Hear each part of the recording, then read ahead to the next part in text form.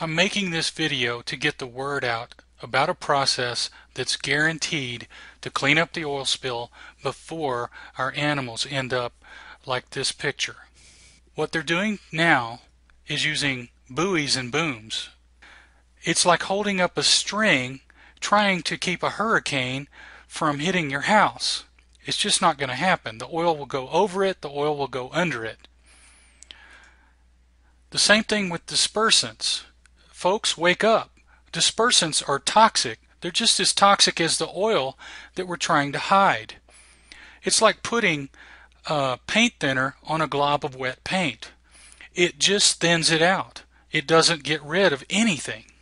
We're allowing BP to just hide how big the problem is by turning it into a thin sheet. There's only one solution that can stop total disaster, and it's been proven several times on real oil spills to work.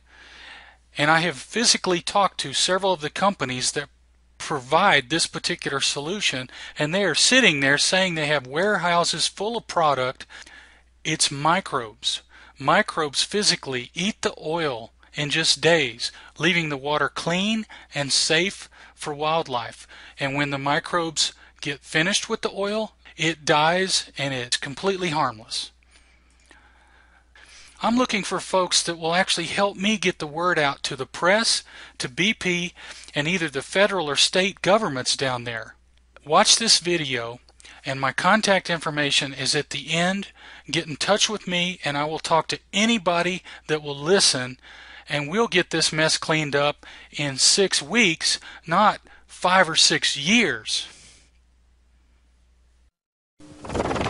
Most Texans remember these news photographs of the megaborg burning out of control in the Gulf of Mexico, releasing 4.6 million gallons of toxic crude oil. What you may not remember is a smaller story, the first open sea application of oil-eating microbes to help clean up the mess. Microbes with a natural appetite for oil live everywhere in the environment. They're nature's recycling units, capable of eating toxic oil and digesting it into byproducts, which are then safely consumed by marine life. Researchers have collected microbes from all over the world and mixed them together in combinations which will address nearly all toxins in oil pollution.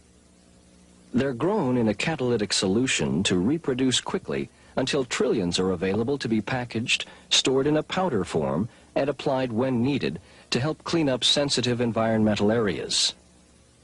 Microbe research attracted the attention of Texas Land Commissioner Gary Morrow, who for years had been the state's strongest proponent for clean beaches.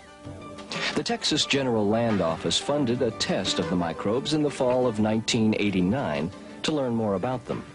The test is designed to show the efficiency of using a biological process to remove oil from the environment, especially oil that's on the surface of the sea. First, oil was released into a controlled pond. Next, microbes in a powder form were scattered over the top of the oil with an ordinary flour sifter. Within minutes, the oil slick began to disappear as the microbes did their work, releasing byproducts which are safely edible by marine life. Shrimp, which had been placed in the control tank, began to rise to the top and nibble on the microbe byproduct as it slowly sank to the bottom. Once the oil had been consumed, the microbes began to die off due to lack of a food supply. The microbe level in the ponds quickly returned to normal. Water samples were taken for analysis by Lower Colorado River Authority experts and later reported to be non-toxic and effective. Then the megaborg, loaded with 38 million gallons of crude oil, caught fire. For several days it burned out of control in the open Gulf of Mexico. Commissioner Morrow and the Land Office pushed for and finally won the right to use this potential disaster for the first open sea testing of the oil-eating microbes. The powdered microbes are mixed with water, then applied using standard firefighting equipment. Cost is about 1/10 of the price of current spill response techniques. Later in Houston, Commissioner Morrow and Texas Water Commissioner Buck Wynn announced the results. If you can believe your eyes, we had a great success. And if you can believe the scientific results of our small-scale application test, we're on the verge of a major breakthrough. We have absolutely no evidence that there are any harmful side effects from these microbes. It's time for us involved in oil spill response to put bioremediation at the center of our oil spill contingency plans. And when you look at the tools we presently have to work with, booms, skimmers, dispersants, and absorbents, bioremediation stands out above all of them. Because these naturally occurring microorganisms appear to degrade significant quantities of oil in a startlingly short period of time, and because we have yet to identify any harmful side effects from the products used, I am persuaded that this technology can be developed and used as a valuable weapon in our arsenal to deal with future oil spills. Little did the two officials know that in about 2 weeks they'd have to make good on their promise. A barge filled with heavy crude was struck by a ship and began leaking its contents into Galveston Bay.